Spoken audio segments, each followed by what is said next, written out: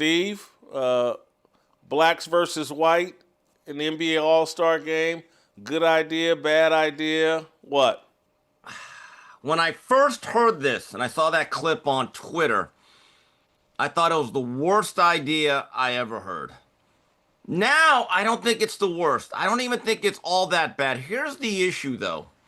No matter what format you use, black versus white, Europe against the USA or USA against the world, can you legislate effort? That genie is out of the bottle. You can't put him back in.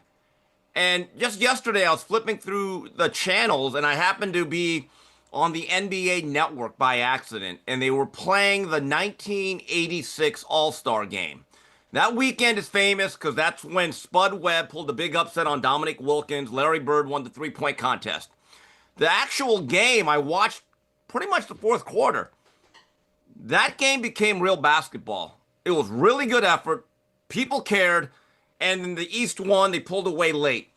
That effort is gone. And until you actually get players to play the game in a manner that is befitting what it used to be, and also not to insult the fan base and at least give a token effort, Jason, I don't think the idea is bad. The problem is, again, you need to have better effort. Yeah, I think the effort would be solved. The black players would go at this like their life depended on it because they know they would get lit up on social media. Their dunks at the rim would be contested because no one wants to be posterized in a game like that.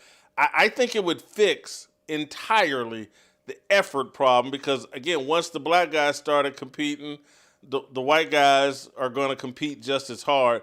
You don't. That's the silver bullet for this one game. The effort would not be a problem. All right, I have a question.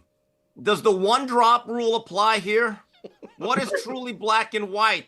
I'm just, again, the Ball brothers. Is that what you're thinking? Well, a lot of the league. A lot of the league. It's different. It is different. So do we go by the brown paper bag rule that I've heard about? Do we go to a lineage? Do you have to go through a whole DNA test? No. How would we do this? You bring in an expert like Ryan Clark, and he gets to decide who's authentically black and who's not based on haircuts and tattoos. Okay.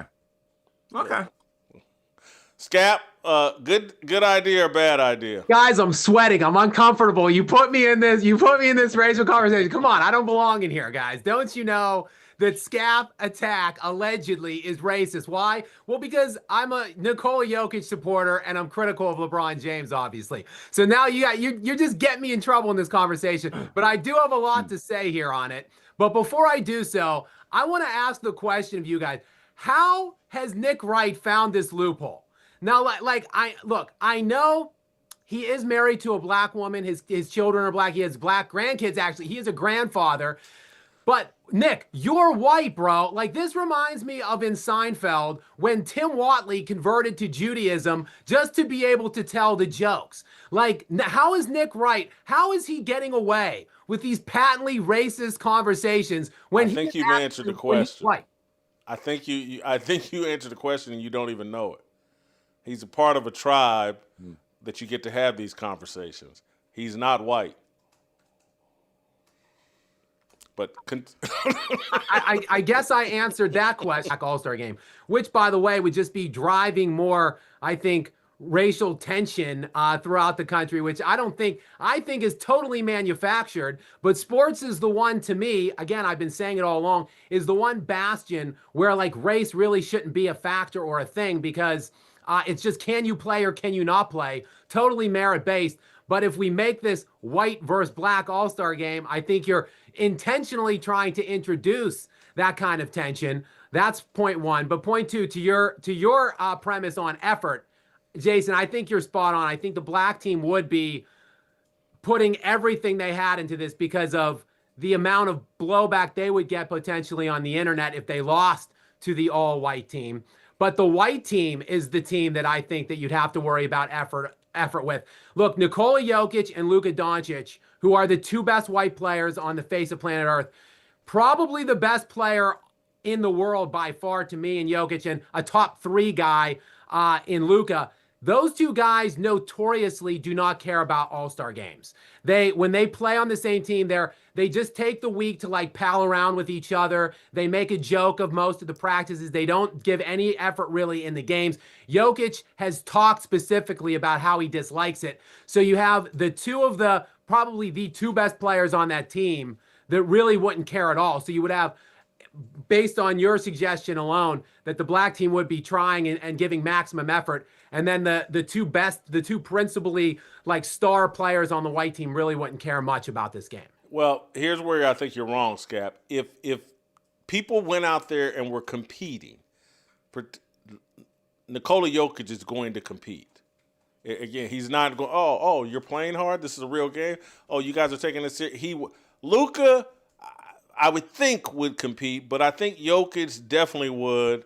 And Steve, I think like Scap may be too young to realize, like, hey man, the entire sport of boxing for years, going back to Jack Johnson, was built around black-white racial conflict.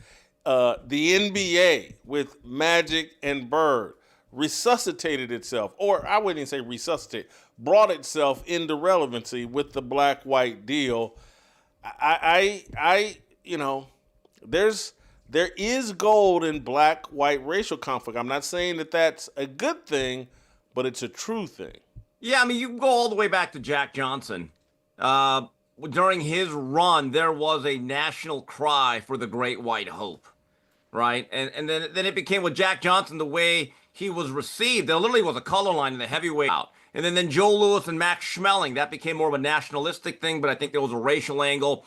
You know, you referenced the fight in the early 80s between Jerry Cooney and Larry Holmes. There is no doubt about it that the racial tension was fanned in that fight by Don King and the management of Jerry Cooney. It became very ugly. HBO did a Legendary Nights, and they dealt with that really first and foremost about how it sold. Jason, we were at this fight. Tyson Fury, Deontay Wilder. I don't think Tyson Fury, as a European, wanted any part of it. I don't even think he understood it fully. But all of a sudden, Deontay Wilder, it's brought up to him. It's Black History Month. He came out with the costume and the music. Then all of a sudden, the atmosphere kind of changed around that whole event. So yeah, has race been sold as an element of sports? Yes, but here is the problem. I go back to this with the NBA. I like to watch home runs and dunks and touchdowns when I'm a spectator, right?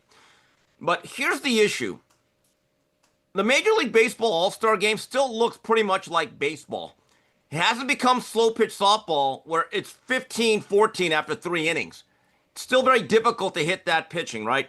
The Pro Bowl, the last years they actually made it into a football game, nobody was tackling, so it didn't look like football.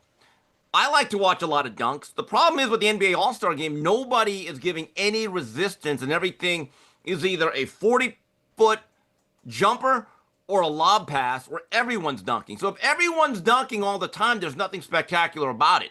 They've lost the plot here. And I don't believe that Adam Silver or anyone else has the guts to tell them, hey, guys, we got to go back to trying, because here's the problem. It's too late. There are no solutions to this.